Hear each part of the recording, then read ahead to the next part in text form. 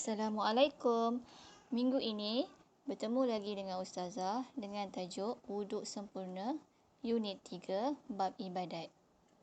Dah bersedia murid-murid? Jom kita belajar. Pertama, apakah dia pengertian berwuduk? Wuduk ialah perbuatan meratakan air ke anggota tertentu berserta dengan niat. Ini bermaksud apabila kita mengambil wuduk, mestilah menggunakan air dan perlu kena pada anggota wuduk dan perlu juga disertakan dengan niat. Ini bermakna apabila kita tidak membaca niat ketika berwuduk, berkemungkinan besar wuduk kita tidak sah. Maka kita perlu faham dulu apakah itu wuduk.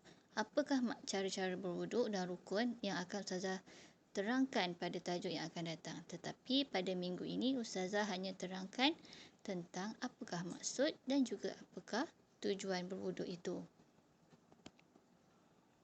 Selain itu, pentingnya kita berwuduk untuk memastikan diri sentiasa bersih, rohani dan jasmani.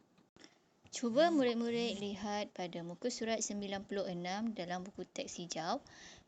Cuba lihat yang berwarna hijau. Ustazah akan terangkan dulu apakah dia tujuan berwuduk yang paling penting, iaitu di mana jika kita nak melakukan 3 perkara yang berwarna hijau ini, kita perlulah ada wuduk.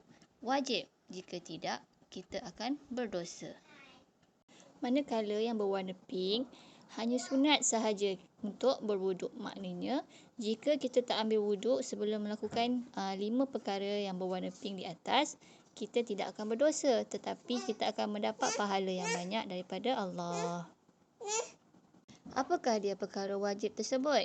Contohnya, sebelum solat, sebelum menyentuh Al-Quran ataupun sebelum melakukan tawaf.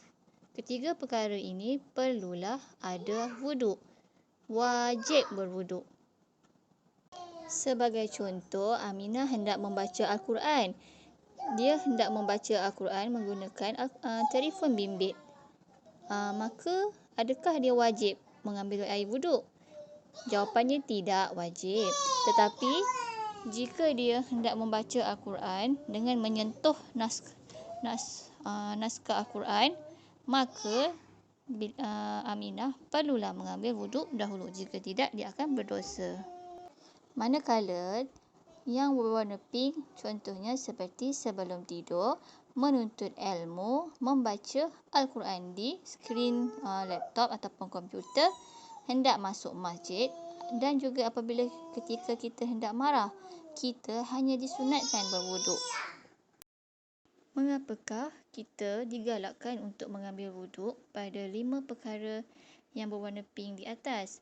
Jawapannya adalah tidak lain dan tidak bukan untuk meraih keridhaan Allah dari segi jasmani, fizikal dan rohani.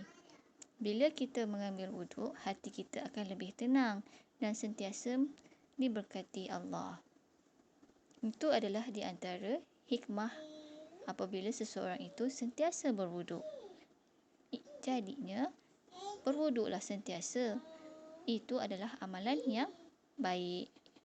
Kesimpulannya, kita digalakkan untuk berwuduk dalam apa jua keadaan. Tetapi apabila 3 keadaan tertentu, iaitu solat, menyentuh Al-Quran dan tawaf, kita perlu ada air sembahyang ataupun wuduk. Ianya adalah wajib. Orang yang menjaga wuduknya akan sentiasa disayangi Allah.